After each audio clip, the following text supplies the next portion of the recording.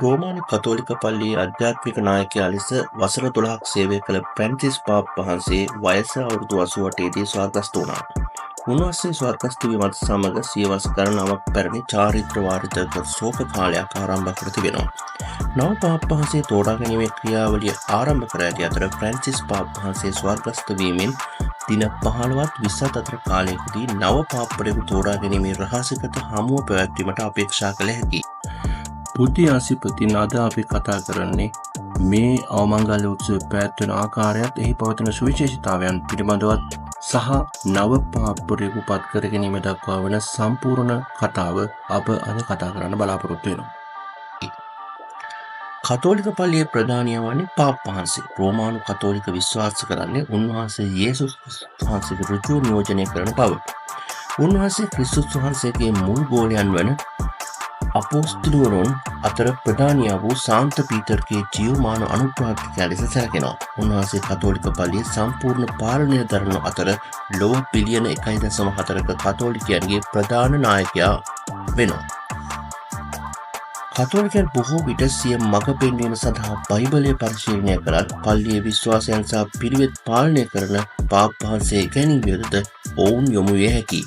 ලොව පුරා සිටින සියලුම කිතුණුවන්ගෙන් අඩක් පමණ රෝමානු කතෝලිකයන්, රෙපර්මාදු භක්තිකයන් සහ ඕර්තොඩොක්ස් කිතුණුවන් ඇතුළු අනිකුත් නිකායන් පාප් වහන්සේගේ අධිකාරීත්වය පිළිනොගනී. පාප් වහන්සේ ජීවත් වන්නේ ලොව කුඩාම ස්වාධීන රාජ්‍ය වන වතිකානු රාජ්‍යයේ.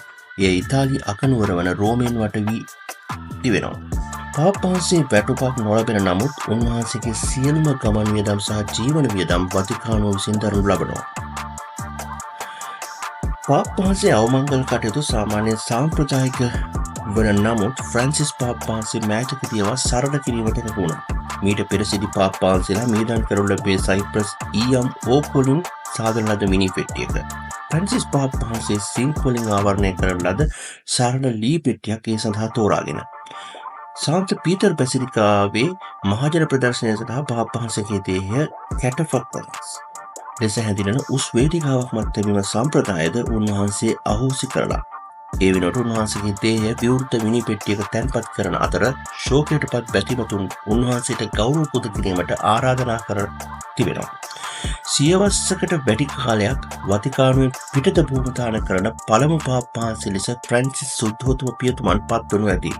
උන්වහන්සේගේ දේහය රෝමේ පාප් තුමාගේ ප්‍රධාන දේවස්ථාන වලින් එකක් වන ශාන්ත මේරි බැසිලිකා දේවස්ථානයේ තැන්පත් කරනු ලැබෙනවා. බැසිලිකාවක් යනු වතිකානුව විසින් විශේෂ වැදගත්කමක් සහ වරප්‍රසාද ලබා දෙනු ලැබ ඇති පල්ලියක්. ප්‍රධාන බැසිලිකාවකට පාප් වහන්සේ සමග විශේෂ සම්බන්ධතාවයක් තියෙනවා. නව පාප් කෙනෙකු තෝරාගෙන ලැබිය යුත්තේ කතෝලික පල්ලියේ ජ්‍යෙෂ්ඨ නිලධාරීන් වන කාදිනල්වරුන්ගේ සංසදය විසින්. ඔවුන් සියලු දෙනාටම පාප් වහන්සේ විසින් ඍජුවම තෝරා ගනු ලබන අතර ඔවුන්ගේ සාමාන්‍යයෙන් බිෂොප්වරුන් ලෙසද පත් කරනු ලබනවා. දැනට කතෝලික කාදිනල්වරුන් 250 දෙනෙක් සිටිනවා. ඔවුන්ගෙන් 135 දෙනෙකු නව පාප් වහන්සේට ඡන්දය දීමට සුදුසුකම් ලබනවා.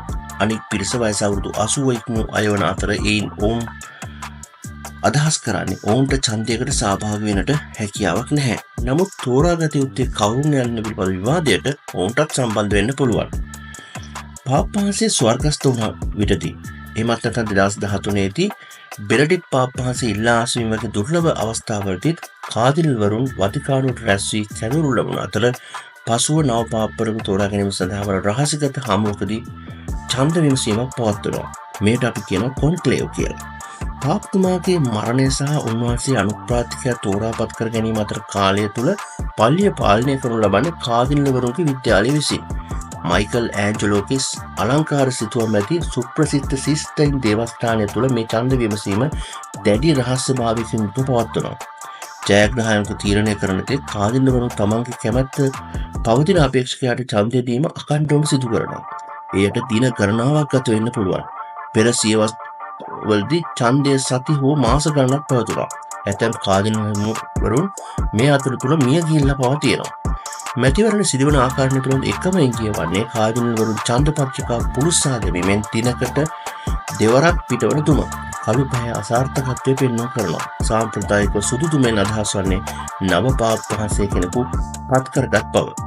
සුදුතුමාරයක් දිස්සුනාට පස්සේ නව පාප් වහන්සේ සාමාන්‍ය පැයක් වගේ කාලයක් ඇතුළත සාන්ත පිටර චතුරස්‍රයට ඉහළ නැති බැල්කනි පෙනී සිටිනවා. මේ හමුවට සහභාගී වන ජ්‍යෙෂ්ඨතම කාදිනල්තුමා හබේමස් පැපම් අපට පප් කෙනෙක් ඉන්නවා යයි ලතින් භාෂාවෙන් පැවසීමත් සමග තීරණය ප්‍රකාශයට පත් කරනවා. ඉන්පසු උන්වහන්සේ නව පාප්තුමාගේ නම සඳහා තෝරාගත් නම ප්‍රකාශයට පත් කරනවා. එය උන්වහන්සේ උපන් නමට වඩා වෙනස් නමක් වෙන්න පුළුවන්. උදාහරණයක් ලෙස ෆ්‍රැන්සිස් පාප් වහන්සේ හෝරියෝ මාරියෝ බර්ගිලියෝ ලෙස උපත ලැබුවත් උන්වහන්සේගේ නව පාප් පදවිය සඳහා වෙනස් නමක් තෝරාගෙන තියන්නේ ඒ ශාන්ත ෆ්‍රැන්සිස් තුමාට ගෞරවයක් වශයෙන්. න්‍යායාත්මක බෞතිස්තුම ඕනෑම කතෝලික පුරුෂයෙකු පාප් වහන්සේ වශයෙන් තෝරා ගැනීම සඳහා සලකා බලන්න පුළුවන්. කෙසේ වෙතත් ප්‍රායෝගිකව කාදිනල්වරුන් ඔවුන් අතරින් එක් අයෙකු තෝරා ගැනීමට කැමැත්තක් දක්වනවා. 2013 වසරේ පෙර පැවති රහසිගත හමුවේදී ආජන්ටිනාවේ උපන් ෆ්‍රැන්සිස් පාප් වහන්සේ තේරීපත් වූ විට උන්වහන්සේ ලෝකයේ කතෝලිකයන්ගෙන් දළ වශයෙන් 28ක් පමණ සිටින කලාපයක් වන දකුණු ඇමරිකාවෙන් පැමිණි පළමු පාප් වහන්සේ බවට පත් වෙනවා. නමුත් ඓතිහාසික පූර්වාදර්ශයන්හි පෙනී යනවා කාදිනල් යුරෝපීය ජාතිකයෙකු වීමට විශේෂ ඉඩකඩක් පවතිනවා කියලා. විශේෂයෙන්ම ඉතාලි ජාතිකයෙකු තෝරා ගැනීමට බොහෝ දුරට ඉඩකඩ තියෙන බව. මේ දක්වා තෝරාගෙන ඇති පාප්වරුන් 266 දෙනාගෙන් 217 දෙනෙක්ම ඉතාලියෙන් පැමිණි අය.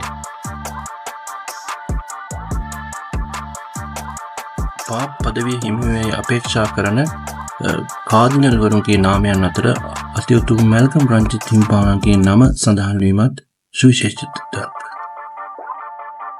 හොඳයි, එනම් අපි අද දවසේ නවතිනවා. නවත් වීඩියෝකින් නැවත හමුවෙමු. සුබ දවසක්.